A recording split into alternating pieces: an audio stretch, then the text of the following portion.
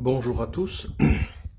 Étant donné que j'ai reçu des centaines de mails, centaines, je crois que le mot est faible, concernant une vidéo sur le brevet de découverte, d'invention selon l'auteur du coronavirus en 2003, je voulais faire cette vidéo pour en parler et faire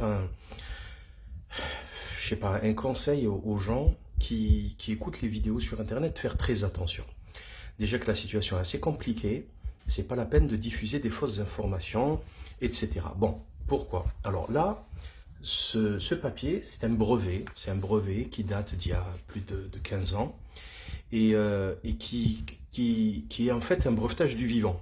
Ils n'ont rien inventé, ils ont juste pris une souche, c'est les premiers à la découvrir et ils la brevettent. Donc déjà, effectivement, ça c'est problématique, c'est très grave.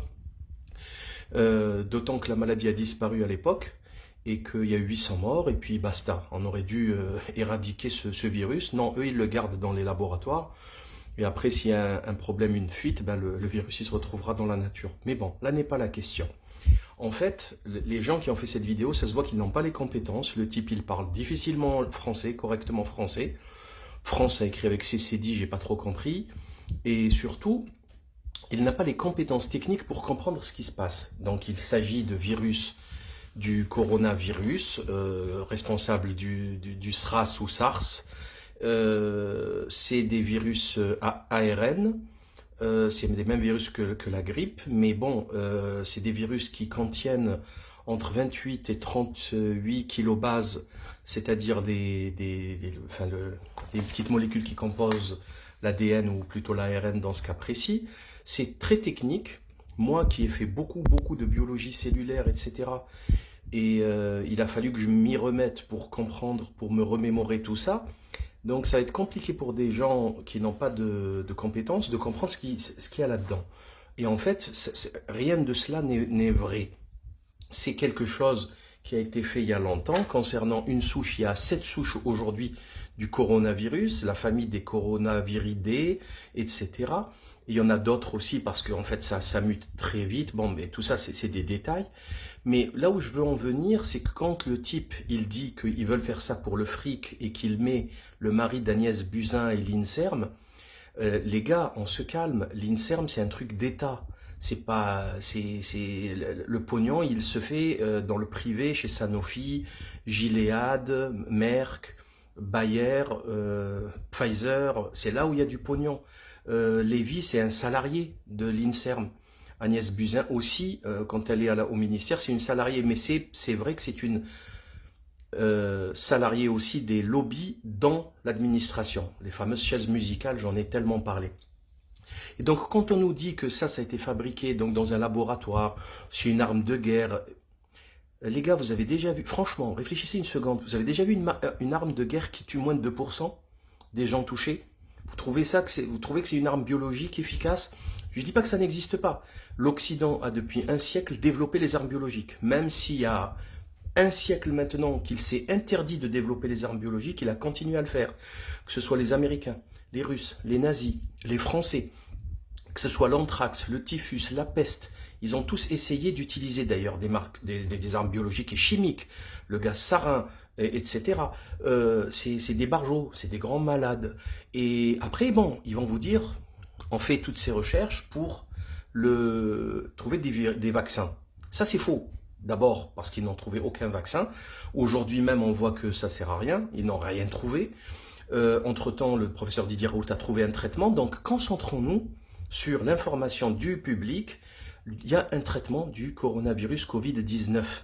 Hein, voilà, c'est pas la maladie d'il y a 18 ans. C'est celle d'aujourd'hui. C'est un autre virus.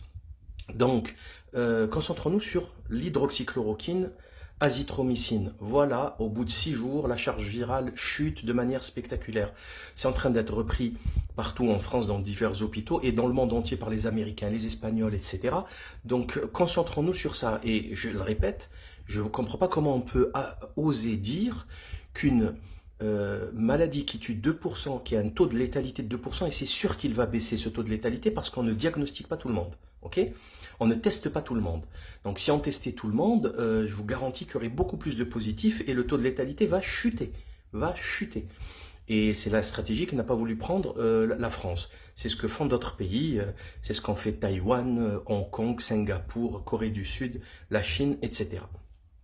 Donc, s'il vous plaît, arrêtez de vous faire bananer par la première vidéo qui traîne, la première vidéo que vous trouvez. J'ai beaucoup d'amis qui me l'ont envoyée et avant de la partager, ils m'ont dit « Salim, qu'est-ce que tu en penses ?»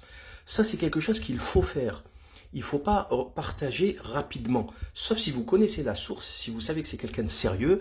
Par exemple, je ne sais pas, Didier Raoult, vous avez le site de l'Institut d'infectiologie de Marseille, de Méditerranée, etc. Bon, là, c'est carré. Voilà. Maintenant, autrement, il faut réfléchir avant de faire un truc pareil. Vous avez une responsabilité. Maintenant, ça n'empêche pas que, je le répète, que Big Pharma, c'est le plus grand réseau criminel du monde. Je le dis, je le répète depuis des années. Hein. On ne va pas dire que je travaille pour Big Pharma. Hein. Vous le voyez clairement.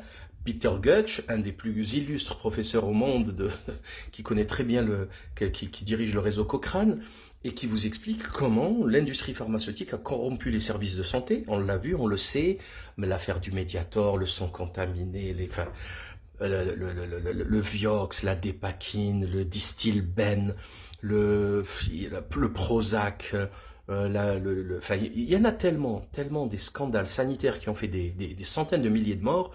18 000 morts d'effets secondaires par an en France, 18 000 morts, personne ne fait rien, personne, c'est plus que la grippe, c'est plus que tout.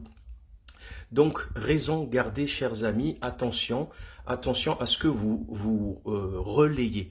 On n'a pas besoin de ça, d'autant que les gens qui sont en face Big Pharma, ce sont de grands criminels. D'ailleurs, vous avez vu que Sanofi a offert 300 000 boîtes de Plaquenil, d'hydroxychloroquine au gouvernement, parce qu'ils savent qu'ils sont obligés en fait. La situation est désastreuse, leur image est catastrophique, donc ils essaient de se faire passer pour des Pères Noël, alors qu'ils savent très bien qu'avec le décret qu'a signé Édouard Philippe aujourd'hui, le gouvernement peut prendre toutes les boîtes et réquisitionner tout, et ils n'ont pas de ils n'ont rien à dire. Donc merci pour votre attention. Encore une fois, faites très attention, c'est du pipeau, ils ont très mal compris le schmilblick, d'accord? Ils ont très mal compris, ils n'ont pas les compétences pour lire ce genre d'études complexes. En plus, ils veulent pas donner leur nom, hein. C'est-à-dire qu'on est en train de nous expliquer que le monde s'écroule, et les gens, ils ont peur de donner leur nom, ils donnent que leurs initiales. On se moque de qui? Enfin, on se moque de qui? Il va perdre quoi? On est en train tous de crever, de perdre le boulot. On nous explique que la crise économique est catastrophique. Et les gens, ils font une découverte extraordinaire, mais ils veulent pas donner ils veulent donner leurs initiales, ils veulent pas donner leurs identités en créant je ne sais quoi. Bon, je crois que là, de toute façon, il n'y a personne qui sort, tout le monde est confiné. Alors, il ne risque pas de vous arriver grand-chose. Donc, merci pour votre attention. Partagez pour rétablir un petit peu de vérité dans ce chaos. C'est-à-dire qu'on est en train de vivre une époque dingue. Check News de Libération explique que le travail de Didier Raoult, c'est une fake news. C'est officiel, hein, vous pouvez le voir sur le site de Check News Libé, et ils ont dû d'ailleurs rétro-pédaler et réparer leur truc. Et maintenant, nous, on diffuse, enfin le peuple, quand je dis nous, c'est le peuple, on diffuse des informations erronées. Voilà, n'importe quelle personne qui s'écroule dans la rue, c'est pas le coronavirus, hein. C'est pas la peine de filmer, dire que c'est le coronavirus. Ça peut être n'importe quoi, ça peut être quelqu'un qui fait une blague, ça peut être... Faut se calmer, il faut raison garder.